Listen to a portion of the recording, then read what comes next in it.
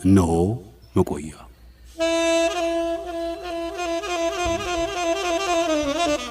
በመቆያችን እናቆያችሁ።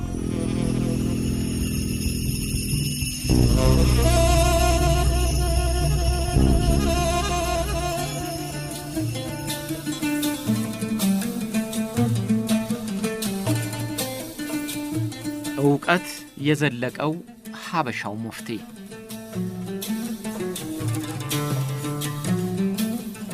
ዕውቀትን ፈልጉ፣ በዕውቀት ደካማው ኃይልና ክብር ያገኛል፣ ባሪያም የንጉሥን ማዕረግ ያገኛል ይላል በሰባተኛው ክፍለ ዘመን የሙስሊም ሀገሮች ሁሉ ንጉሥ የነበረው ኸሊፋ ሱሌማን አብዱል መሊክ። ንጉሥ ሱሌማን አብዱል መሊክ ይህን ትምህርት ለልጆቹ ለመስጠት የበቃው በሰዎች ዘንድ እዚህ ግባ የማይባል በባርነት የተሸጠና የአካል ጉዳተኛ የሆነው ዕውቀት ተላብሶ በሊቀ ሊቃውንትነት ደረጃ ደርሶ ከፍ ካለ ሃይማኖት መሪ ክብር መድረሱን ለመንገር ነው። እምነቱና ትጋቱ ከዕውቀት ጋር ያቆራኘው ኢትዮጵያዊው አጣ ኢብን ረባህ ከትንሽነት ተነስቶ ታላቅ የሆነ በእስልምና እምነት የማይረሳና የተከበረ ቦታ የተሰጠው ነገሥታት ያከበሩት ምእመናን ያመኑት የእምነት ሰው ለመሆን ችሎ የምድር ቆይታ ዘመኑን አጠናቀቀ። በምድር ላይ የኖረባቸውን ዓመታት አብዛኛውን ጊዜ ለእስልምና እምነት መስፋፋት የቀደምቶቹን አባቶቹን አስተምህሮ እያስፋፋና በመልካም ምግባር ጋር እያመሰጠረ ኖረ። አጣ ቢን ረባህ ከምንም ተነስቶ ራሱን ለታላቅ ክብር ያበቃ ሙፍቲ ነበር።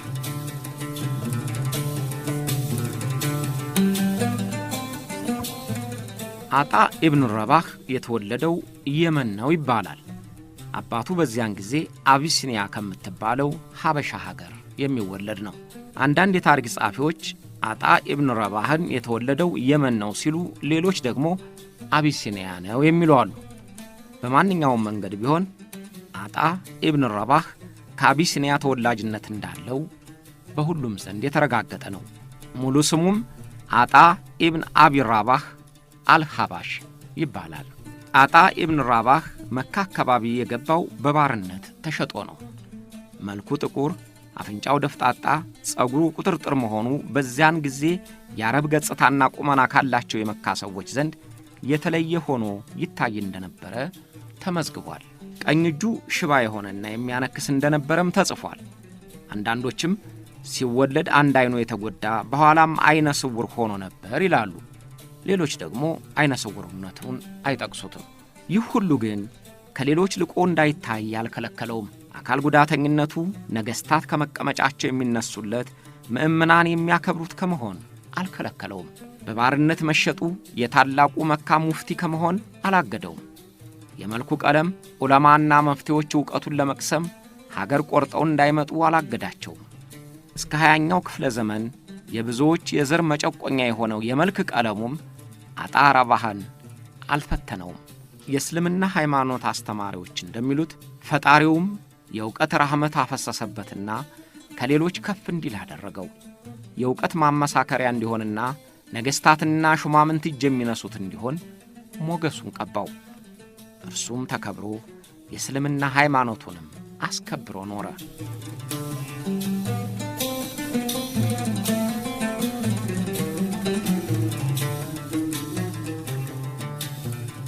አጣ ኢብን ረባህ እመቤቱን የሚያገለግለው ፍየል በመጠበቅ ነበር።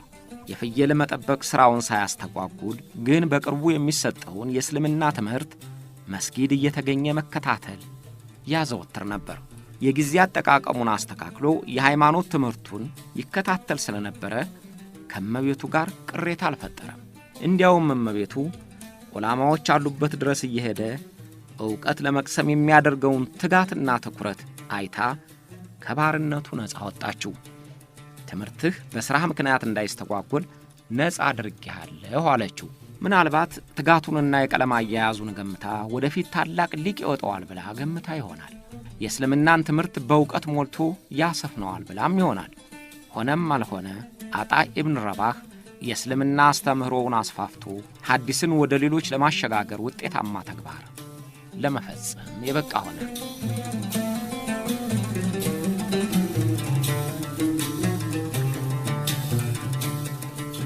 አጣ ረባህ ትምህርቱን የቀሰመው የነቢዩ መሐመድን ትምህርት በአካል ተገኝተው ከቀሰሙት በመሆኑ ያልተዛባውን ምንጭ እንዳገኘ ይቆጠራል። ዕውቀቱን ካስፋፋም በኋላ እዚያው መካ በዚያን ጊዜ ታላላቅ ለሚባሉ ዑላማዎች ይሰጥ የነበረውን የመስጊድ ሙፍቲነት ማዕረግ ለማግኘት ችሏል። ሙፍቲ አጣ ኢብን ረባህ ሕይወቱን በሙሉ ለመንፈሳዊ ተግባር በማዋሉ ከመስጊድ ተለይቶ አያውቅም። ለመኝታው ጥቂት ጊዜ መድቦ አብዛኛውን ጊዜውን በጸሎትና በማስተማር ያሳልፋል። 20 ዓመታት ሙሉ ታላቁን የመካ መስጊድ በሙፍቲነት ሲያገለግል መኖሪያውን ከመስጊድ ደጃፍ አልለየም። ከዚያም በኋላም ቢሆን እስከ ለተሞቱ ከመስጊድ አጠገብ ሳይለይ ኖሯል። አጣ ኢብን ረባህ በሰፊው ዕውቀቱ የእስልምናን እምነት ጉባኤ ዘርግቶ ሲያስተምር ለሚቀርቡለት ሃይማኖታዊ ጥያቄዎችም መልስ ያደራጃል። ጥያቄዎችን ይቀበላል። ዕውቀትን ፈልገው ወደሱ የሚመጡትንም ወፈረ ቀጠነ ያገኘ ያጣ ሳይል ሁሉንም እንደ ቅደም ተከተሉ በወረፋው ያስተናግዳል። ንጉሥም ሆነ ገዢ በረባህ ፊት የሚስተናገደው እንደ ማንኛውም ሰው ተራውን ጠብቆ ነው።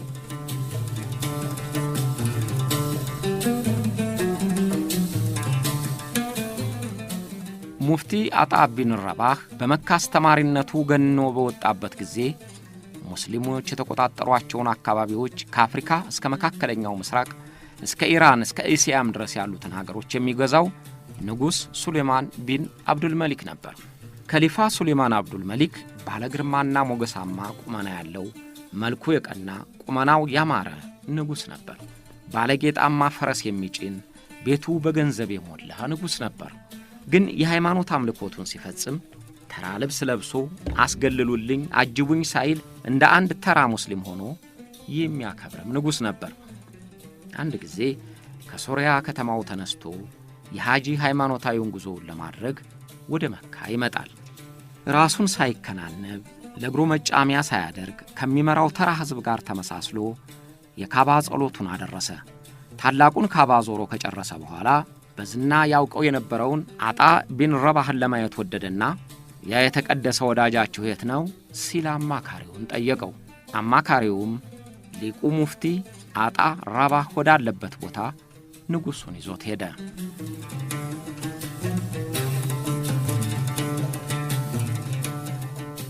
ንጉሡ ከአጣ ኢብን ረባህ ጉባኤ ሲደርስ ዙሪያ ገባው በሰው ተሞልቶ አገኘው። የሃይማኖት ጉዳይ ለመጠየቅና ለማስተንተን ጋራ ቆርጠው ተራራ ዞረው ወደ አጣ ኢብን ረባህ የሚመጣው ብዙ ነበር። ያን ጊዜም ለሃጂ ጸሎት ከተለያዩ አካባቢዎች መካ የደረሱ የሃይማኖት መሪዎች ለጥያቄያቸው ማብራሪያ ለመሻት የሙፍቲውን ጉባኤ አድምቀውት ነበር። ንጉሥ ሱሌማን ትሕትና የሞላበት ነውና ንጉሥ ነኝና ቀድሞ ያነጋግረኝ ሳይል ተራውን መጠበቅ ያዘ። ሙፍቲ አጣ ኢብን ረባህ ሶላቱን ጨርሶ ቀና ሲል ንጉሡን በሩቅ አየው። በሩቅ ሰላምታ ሰጥቶት ወደ ሥራው ተመለሰ። ንጉሡም የሰላምታውን አጸፋ መልሶ ጥያቄውን ለማቅረብ ፈቃድ ጠየቀው። ሙፍቲ አጣ ኢብን ረባህ ግን ተራህን ጠብቅ አለው። ንጉሡ ተራውን ያዘ። ሙፍቲ አጣ ኢብን ረባህ ሱሌማን ንጉሥ ነውና ሥራ ይበዛበታልና ሊያዘኝም ሊያስገድደኝም የሚችለውን ንጉሥ ተራ አላስጠብቅም ብሎ አልተርበተበተም። ለአጣ ኢብን ረባህ ሁሉም ሰው እኩል ነው። አገልግሎቱም ለፈጣሪው ነውና የፍጥሮች ኃያልነት አያስጎበድደውም። ንጉሥ ሱሌማንም ታዛዥ ዜጋ የሆነው ሰው ፊት አልቆምም ተራም አልጠብቅም አላለም። ቶሎ ስላላናገረውም ልቆጣው፣ ልፍለጠው፣ ልቁረጠው አላለም። በሃይማኖት እምነት ዘንድ ንጉሥና ድሃ፣ መኳንንትና ለማኝ፣ ጥቁርና ነጭ አንድ መሆኑን ከልቡ የተረዳ ነበርና እኔ ልቅደም አላለም። ትሑታን መሪዎች በሚኖሩበት ጊዜ ሃይማኖቱም የመንግሥት ሥራውም ተካክሎ ይሄዳል። አንደኛው ሌላውን አይደፍቀውም፣ አንደኛው ለሌላው እጅ አይነሳም። ከሊፋ ሱሌማንና ሙፍቲ አጣ ኢብን ረባህም እንደዛው ሆነው ተገኙ።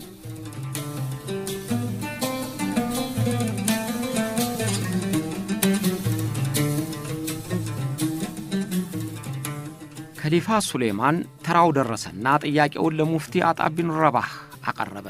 ስለ ሐጅና ዑምራ ሌሎችንም ከእስልምና የተያያዙ ጥያቄዎችን ጠየቀው። የተደላደለ ዕውቀት ያለው ጥቁሩ ሙፍቲ ቢን ረባህም ከቁርአንና ከሐዲስ እያጣቀሰ ሃይማኖትን ከምግባር ምግባርን ከሃይማኖት እያዛነቀ አብራራለት። የሙስሊሞች ሁሉ ጠባቂ የሆነው ኸሊፋ ሱሌማንም ስለ ሰውየው እምቅ ዕውቀት አጥብቆ ተደነቀ። አመስግኖት ቀሪውን የሐጅ ሥነ ሥርዓት ለመፈጸም ተሰናብቶት ሲሄድ ለአጋፋሪዎቹ ትእዛዝ ሰጠ። በዚህ በተቀደሰ ቦታ ላይ ያለ ሙፍቲ አጢብ ቢን ረባህ ማንም ማብራሪያና ፍትሕ እንዳይሰጥ ይሁን ብሎ አዘዘ። የንጉሡ ትእዛዝ ተከታዮቹን የበለጠም ልጆቹን አስደነቃቸው። እንዲያውም አንደኛው ልጁ ለምን እንደዚያ እንዳደረገ እስከ መጠየቅ ደርሷል። ኸሊፋ ሆይ ይህ ሙፍቲ አንተን አላከበረህም እኮ እንደ ንጉሥም አልቆጥር ብሎ ተራ አስጠብቆሃል። ታዲያ ያለሱ በስተቀር ሌላ እንዳያስተምር ብለህ ያከበርከው ስለ ምንድን ነው ብሎ ጠየቀው። ኸሊፋ ሱሌማን ረጋ ብሎ መለሰለት። በዚህ በተቀደሰ ቦታ ዝቅ ካልንለት አጣ ቢን ረባህ የተሻለ ዕውቀት ያለው ዓሊም የለም። እዚህ ደረጃ ለመድረስ ከደጋጎቹና ከዋቂዎቹ እንደ አብደላ ኢብን አባስ ካሉት ሊቆች ዕውቀት ቀስሟል። እናንተም ቢሆን ዕውቀትን ፈልጉ፣ ዕውቀትን ቅሰሙ። በዕውቀት ደካማው ኃይልና ክብር ያገኛል፣ ባሪያ የሆነው የንጉሶች ማዕረግ ያገኛል ሲል መከራቸው። አጣ ቢን ረባህ እንዲህ አይነት የሃይማኖት መሪ ነበር።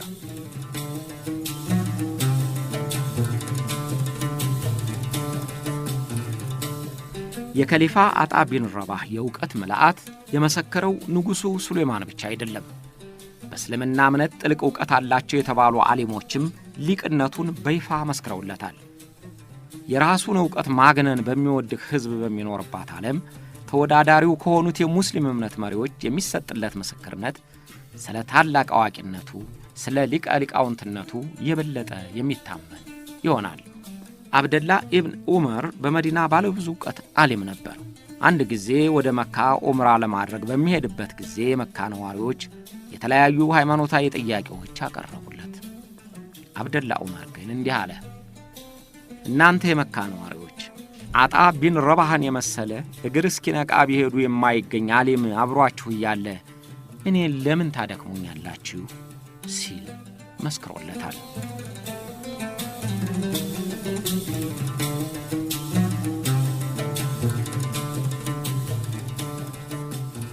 የአጣ ቢን ረባህ ትምህርት እንኳን ለመማር ወደ እርሱ የሚሄደውን መንገደኛውንም ሠራተኛውንም ባለ ዕውቀት ለማድረግ የሚቻለው ነበር። ተራው አማኝ ለዑላማዎች ጭምር በምግባር የታገዘ ዕውቀት ለመስጠት እስኪችል ድረስ በትምህርቱ የተጠቀሙ ነበሩ። አቡ ሐኒፋ አኑአማን የተባለ የሐናፊ መዝገብ መስራች አንድ ጊዜ በመካ የሐጅ ሥነ ሥርዓት ላይ ያጋጠመውን መዝግቦታል። አቡ ሐኒፋ ለሐጅ ሥነ ሥርዓት ለመዘጋጀት ጸጉሩን ለመላጨት ወደ ጸጉር አስተካካይ ቤት ይሄዳል። የእጅ ዋጋውን ቀድሞ መነጋገር ይሻላል ብሎ ስንት ታስከፍለኛለህ ሲል ይጠይቀዋል። ጸጉር አስተካካዩ ዋጋ መጠየቅ እንደሌለበት ባለ ዕዳ የሆነ እንዳይመስለው ከፈለገ የፈለገውን ያህል እንዲሰጠው ይነግረዋል። አቡ ሐኒፋ ደንግጦ ከወንበሩ ላይ ቁጭ ብሎ ለመላጨት ይዘጋጃል። ግን ያቀማመጡ አቅጣጫ የእስልምና አስተምህሮ ሙስሊም ሊቀመጥበት የሚፈቀደውን አቅጣጫ የተከተለ አልነበረም። ጸጉር አስተካካዩ አቅጣጫውን እንዲያስተካክል የሃይማኖት ትምህርት አዋቂ ለሆነው አቡ ሐኒፋ ነገረው። አቡ ሐኒፋ በዚህም ደንግጦ አቅጣጫውን አስተካክሎ ለመላጨት የግራ ጎኑን ጸጉር ሰጠው። ጸጉር ቆራጩ ግን የቀኝ ጎኑን እንዲሰጠው አዘዘው። በዚህም አላበቃም። አቡ ሐኒፋ በሚላጭበት ጊዜ ጸጥ ብሎ ነበርና ጸጉር ቆራጩ ዝም ከምትል ለምን አላሁ አክበር አትልም ሲል መከረው። እንደተባለው ሁሉ አድርጎ ሊወጣ ሲል ጸጉር አስተካካዩ የመጨረሻ ምክሩን ለገሰው። 2 ረካዓት ሰግደህ ብትሄድ አይሻልም አለው። አቡ ሐኒፋ የሃይማኖቱ መምህር ሆኖ ሳለ አንድ ጸጉር ቆራጭ 5 ስህተቶቹ ሊያርመው በመብቃቱ ደነቀው። ይህ ሰው ይህን ሁሉ እንዴት አወቀ ሲልም አሰበ። ስለዚህ ጠየቀው። ይህን ሁሉ ዕውቀት ከወዴት አገኘኸው አለው። ጸጉር ቆራጩም ከሙፍቲ አጣ ቢን ረባህ አልሐባሺ ነዋ አለኝ። አጣ ቢን ረባህ አልሐባሺ የሚደመጥና ሰውነትን ሰርስሮ የሚገባ ዕውቀት የሚሰጥ ነውና እንደ ጸጉር አስተካካው አይነቶቹን ሰርቶ አደሮች ሁሉ ሃይማኖትንና እምነትን ከተግባር የሚያዋህዱ አማኞች አድርጓቸዋል።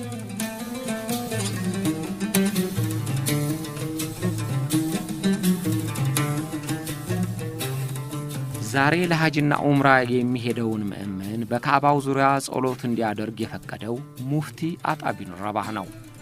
ሙፍቲ አጣ ቢን ረባህ የወደፊቱን ቀድሞ ለማየት የሚችል በእውቀት ላይ የተመሰረተ ግምት የሚሰጥና መፍትሄውንም የሚጠቁም ሊቅ ነበር። የሐጅና ዑምራ ተጓዦች በመካ በሚገኘው ካዕባ ጸሎት የሚያደርጉት በአንድ አቅጣጫ ብቻ ነበር። ያን ጊዜ ሃይማኖቱ ከተሰበከ ጥቂት ጊዜ ዓመታት በመሆኑ ጸሎተኛውም ትንሽ ነበር። ነገር ግን በየጊዜው አማኙ እየበረከተ በሄደ ቁጥር በአንድ አቅጣጫ ብቻ ጸሎት መደረጉ ከካዕባው የሚያርቅ ሆኖ ተገኘ።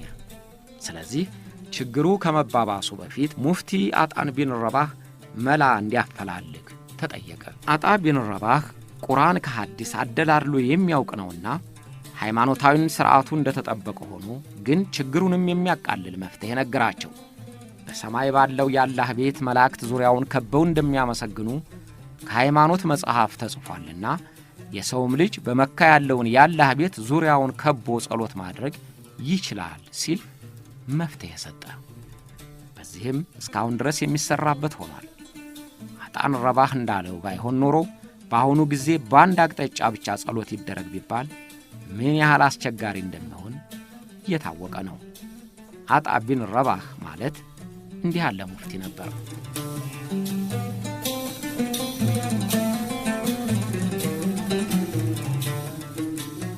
አጣ ቢን ረባህ አልሐባሺ የእውቀቱንና የጽድቅ ሥራውን እየሰሙ ነገሥታትና ሹማምንት ሊጠይቁት ይመጣሉ። እርሱ ግን ብዙ ጊዜ ወደ እነርሱ አይሄድም። ከሄደም ስለ ሙስሊሙና ስለ ሌሎች ሕዝቦች ጥያቄ ለማቅረብ ወይም መሪዎችን ለመምከር ነው። መሪዎች ሥልጣንና ገንዘብ ቤታቸውን ሲያሞቀው ሰውነታቸውን እየረሱ በጥጋብና በብሪት ሕዝባቸውን የሚያሳዝኑ እንዳይሆኑ ይመክራቸዋል። አጣ ቢን ረባህ እንደ አንዳንድ የሃይማኖት መሪዎች ለምቾቱና ለማዕረጉ ብሎ ይህን ስጡኝ፣ ይህን አድርጉልኝ ብሎ እጅ አይነሳም። ለዓለማዊ መሪዎች ማከንፈስ ብሎ ነገር ሲያልፍም አይነካው። ዓለማዊ መሪዎች ሲያጠፉና ሕዝብ ሲያስለቅሱ አበጀህ እንደሚሉት ወይም ዝም እንደሚሉት የሃይማኖት መሪዎችም አይደለም። በደል እስኪያደርሱም አይጠብቅም። ቤተ መንግሥታቸው ድረስ እየሄደ ይህን አታደርጉ፣ ይህ ያስከፋል፣ ይህ ይሻላል ይላቸዋል።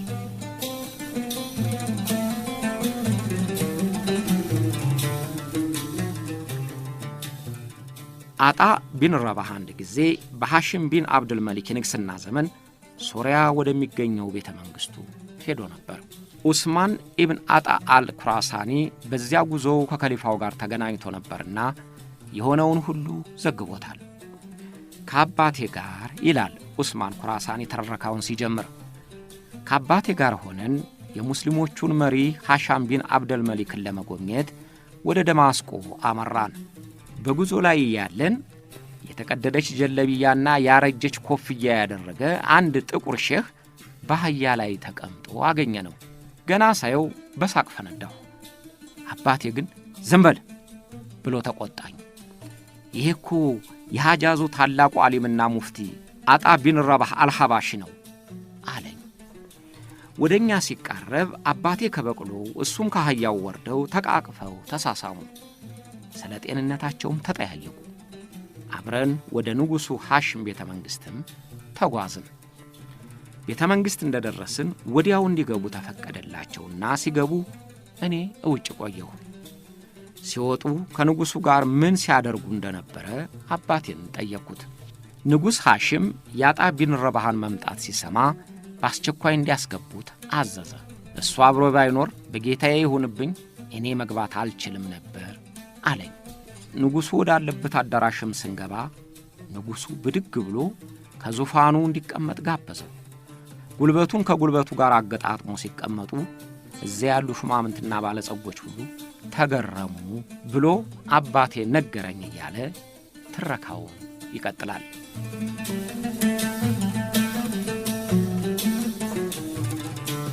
እንደዚህ በንጉሡ ዘንድ ሞገስ ያገኘው ሐበሻው አጣ ኢብን አቢ ረባህ በታላቅ ክብር ለተቀበለው ንጉሥ ያቀረበው ጥያቄ ከራሱ ጥቅም ጋር ፈጽሞ የተገናኘ አልነበረም። በረደኝ አልብሰኝ፣ ገንዘብ አነሰ ይጨምርልኝ፣ ቤት ያፈሰሰ ስራልኝ፣ ፈረስ አማረኝ ጫንልኝ አላለው። እሱ እንደዚያ የሚል ሰው አይደለም። ንጉሡን ምን እንደጠየቀው ዑስማን ኩራሳኒ ከአባቱ የሰማውን እንዲህ ሲል ዘግቦታል። ንጉሡ አጣ ቢን ረባህን ምን ልትጠይቀኝ መንገድ መታህ? ያልከኝን ሁሉ አሟላለሁና ጠይቀኝ አለው። ንጉሥ ሆይ አለ ሙፍቲ አጣ ኢብን ጥያቄውን ሲጀምር፣ ንጉሥ ሆይ የመካና የመዲና ሰዎች የነቢዩ ቤተሰቦችና ደጋፊዎች ናቸውና የሚገባቸውን ስጦታ አበርክትላቸው አለው። ንጉሡም ጥያቄውን ተቀብሎ ለጸሐፊው ትእዛዝ ሰጠ። ደግሞስ አለው ንጉሡ፣ የሂጃዝና የነጃጅ ሰዎች የአረቦች ምንጭና የጦር መሪዎች ናቸውና አስፈላጊውን ካሳ መድብላቸው አለው። ንጉሡም ይህንን ጥያቄ ተቀብሎ ካሳ እንዲመደብላቸው አዘዘ። ሌላስ የምትጠይቀኝ አለህ? ንጉሡ ጠየቀ። ንጉሥ ሆይ ድንበር ጠባቂዎችን አትርሱ። እናንተ በሰላም እንድትተኙና እንድትኖሩ ድንበርና ጠረፍ ጠባቂዎች ከጠላት ጋር ተፋጠው ነው የሚኖሩት። እነሱ ከተሸነፉ፣ ድንበር ከተለቀቀ እናንተም ሰላም አታገኙ። ስለዚህ አግዛቸው አለው። ንጉሡ ማሳሰቢያው ተግባራዊ እንዲሆን ለጸሐፊው ትእዛዝ አስተላለፈ። ግን የንጉሡም ትዕግሥት የሙፍቲውም ጥያቄ አላበቃም። ሌላስ የቀረ ጥያቄ አለህ? አለው። ንጉሥ ሆይ የእስልምና እምነትን በማይከተሉ ሕዝቦች ላይ ከአቅም በላይ የሆነ ግብር አትጫንባቸው አለው። ንጉሡ ይህንንም ተቀበለ። ሙፍቲው በዚህ ጊዜ ሁሉ ስለ ራሱ አንዳችም ጥያቄ አላቀረበም። የሕዝቡ ችግር የሚቃለልበትን መንገድ ለመንገር ሲል ነበር ከሳውዲ አረቢያ ሶሪያ ድረስ በአህያና በእግሩ የተጓዘው። ንጉሡ ሙፍቲህ አጣ ቢን ረባህ ያንን ሁሉ መንገድ ሄዶ ስለጠየቀው ደስ አሰኝቶ መላክ ፈልጓልና ሌላም የቀረህ ካለ ንገረኝ አለው። የሙፍቲው ጥያቄ አልቋል። ግን ለንጉሡ የነፍስ ምግብ የሚሆን ምክር ሊመክረው ወደደና እንዲህ አለው። የዑስማን ኩራሳኒ ዘገባ ይቀጥላል። ንጉሥ ሆይ ፈጣሪህን ፍራ። ለብቻህ እንደተፈጠርክ ለብቻህ እንደምትሞትና ለብቻህም እንደምትቀበር አትርሳ። በዚያኛው ዓለም በሥራህ ለብቻህ ነው የምትጠየቀው። እነዚህ ሁሉ አጃቢዎችህና ሹማምንቶችህ አንዳቸውም አይደርሱልህም። ስለዚህ ፈጣሪህን ፍራ አለው። ንጉሡም ስቅስቅ ብሎ አለቀሰ ይላል የኩራሳኒ ተረራካ።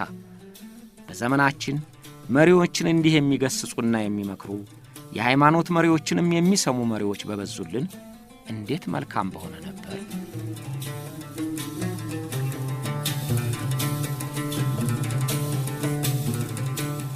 ሊቀ ሊቃውንት ሙፍቲ አጣን ቢን ረባህ ዕድሜ ጠግቦ አረፈ። ሲሞት 100 ዓመት ሆኖታል ይላሉ። በሕይወት ዘመኑ 70 ጊዜ ሐጅ ጸሎት አድርሷል። የተለያዩ ጸሐፊዎች የሞተበትን ዕለት አለያይተው ይናገራሉ። ግን ከ730 ዓመተ ምህረት እስከ 732 ዓመተ ምህረት ባለው ጊዜ እዚያው መካ ውስጥ ማረፉን ብዙዎቹ ይስማሙበታል። ሙፍቲ አጣን ቢን ረባህ ያዕቆብ የተሰኘ አንድ ልጅ ነበረው። ልጁ ያዕቆብና ተማሪዎቹ በቃል የሚሄደውን ሐዲስ በጽሑፍ መክተባቸው ተዘግቧል።